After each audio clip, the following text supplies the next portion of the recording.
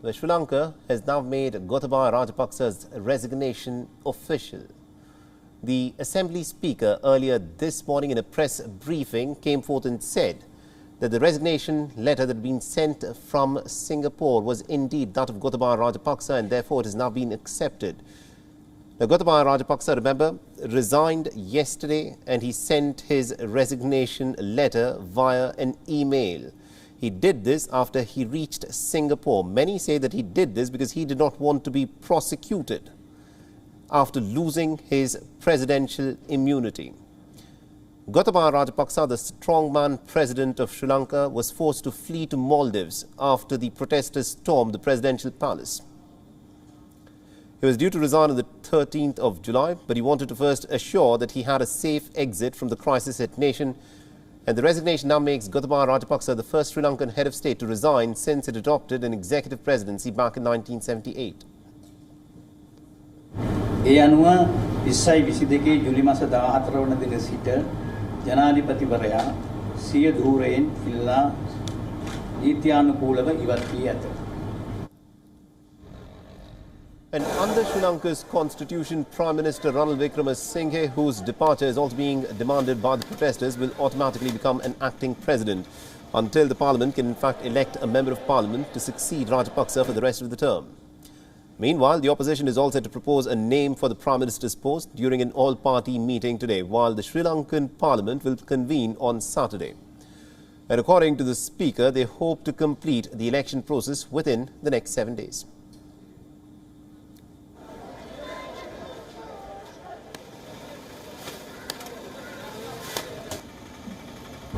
එවැනි සාමකාමී වාතාවරණයක් තුළ සියලු වගකීම්තන්ගේ සහයෝගය ඇතු දින 7ක් වැනි කෙටි කාලයක් තුළ සියලු වගකීම්තන්ගේ සහභාගීත්වයෙන් මෙම ක්‍රියාදාමය අවසන් කිරීමට මා බලාපොරොත්තු වෙමි. The Lankans are in fact calling Gotabaya Rajapaksa's resignation a victory, as this ouster took almost about 100 days of relentless protests. After months of gloom, there was a bit of a glimmer of joy on Sri Lankan streets, as hundreds of thousands of citizens took to the streets to celebrate Gotabaya Rajapaksa's resignation. The compatriots danced, handed round sweets and also embraced each other and waved the national flag to express their triumph.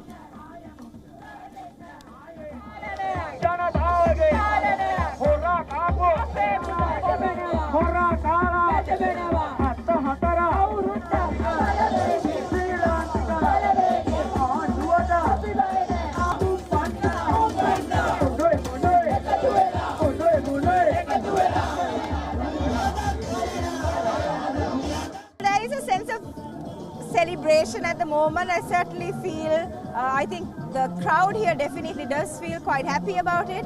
But at the same time, I think there's also, until we see the letter, there's always this sense of apprehension. Now, the agitators have also vacated the presidential palace, which was earlier occupied by them. The festive fervour in the cash-strapped nation has come after a long political and economic struggle. The island nation is battling unprecedented economic crisis after having exhausted its economic reserves that have stopped the import of even basic commodities like medicines and fuel. Sri Lanka is now eyeing for a bailout from the International Monetary Fund to battle its economic woes.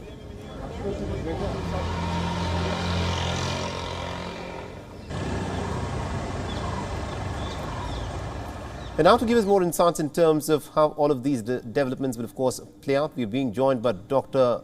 Paikai Soti Sarvamuthu, who's joining us, who's the Executive Director at the Centre for Policy Alternatives, and he's joining us live from Colombo.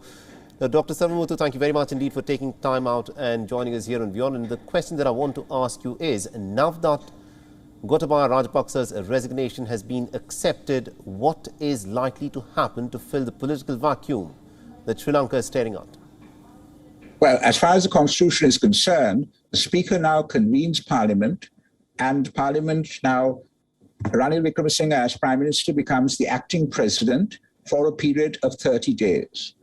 Within that period of 30 days, the members of Parliament must elect one of their own as the next President of the country, the interim President of the country, to serve out the remaining years of Gotabaya Rajapaksa's unexpired term of office. Now, That's considering, right, that is the constitutional position, but considering the lack of confidence which the people in Sri Lanka have with their political dispensation, and also quite clearly with Ranil Wickremesinghe, do you think the people at this point of time will be happy with any political leader who will now be taking the reins of Sri Lankan politics, because solving the economic crisis is not going to be an easy task?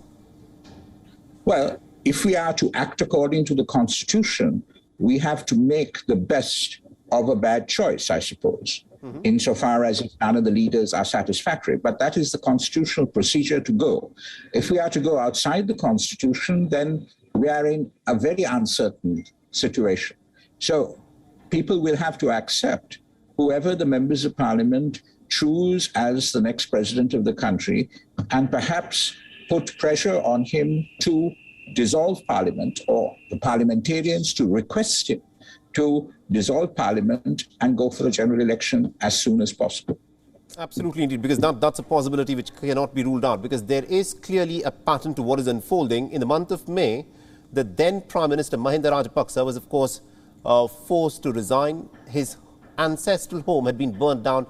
And what's happened now is that Gotabaya Rajapaksa, he has been driven out of the country. The speaker that you are looking at there earlier this morning in a press briefing, he in fact accepted the resignation of Gotabaya Rajapaksa. But Dr. Sarvamuthu, at this point of time, solving the economic problems of Sri Lanka is not going to be an easy task, irrespective of who now takes charge of the government. With that being the case, with the economic problems not going away, do you think the political problems of Sri Lanka can be sorted out by any political leader who will now take charge? Well, you first, I think, need the political stability to resolve the economic problems. What we need is a government that is credible, that has legitimacy, that has the support and confidence of the people of Sri Lanka. Once that is there, then we will have the political stability to negotiate with the IMF and our other international creditors. I think the political stability is the sine qua non for resolving the economic problem. And the economic problem, the resolution, is indeed a mammoth task. No one can underestimate that challenge. Absolutely, indeed. Now, at this point of time, according to reports that have come in, we're given to understand that there is calm on the streets of Colombo. People, after the resignation of Gotabaya Rajapaksa was tendered by Gotabaya Rajapaksa, they somehow seem to be in a bit of a jubilant mood. But the mood could, of course, sour very quickly in the course of the next 2-3 weeks if things don't change on the ground, because there are acute power cuts that people are facing. They can't access food, fuel and medicines. Do you think anyone at this point of time in Sri Lanka can address these issues? Well, whoever is the next president has to address those issues, has to make sure that there is basic fuel, that the food supply is there, that the medicines are there to the best of their abilities. And because it is a very, very tough situation, we all have to recognize the limitations that we are working under and pull together. But, it's not going to be a quick fix, whoever comes to office. I think that's something which the people in Sri Lanka will have to, of course, understand. Now, the other aspect that I also want to ask you about, Dr. Sarvamuthu, is it was being speculated that the reason why Gotabaya Rajapaksa was delaying tendering his resignation was because of the presidential immunity that he enjoyed. But now that he is no longer the president of Sri Lanka and is effectively on the run, do you think the next government that will come in place in Sri Lanka would want to prosecute, Gotabaya Rajapaksa? The argale or the struggle, a basic demand is that the Rajapaksas bring back the money that they allegedly have stolen. They bring them back to Sri Lanka, that there is accountability, that impunity no longer holds. So the question then is going to be, will the Singapore government agree that he must be sent back if he is in Singapore, or indeed wherever he is? I think that's of course something that we will get to know in the next few days and weeks. Thank you very much indeed, Dr. Sarvamuthu, for joining us on WION and getting us all those insights. WION is now available in your country. Download the app now and get all the news on the move.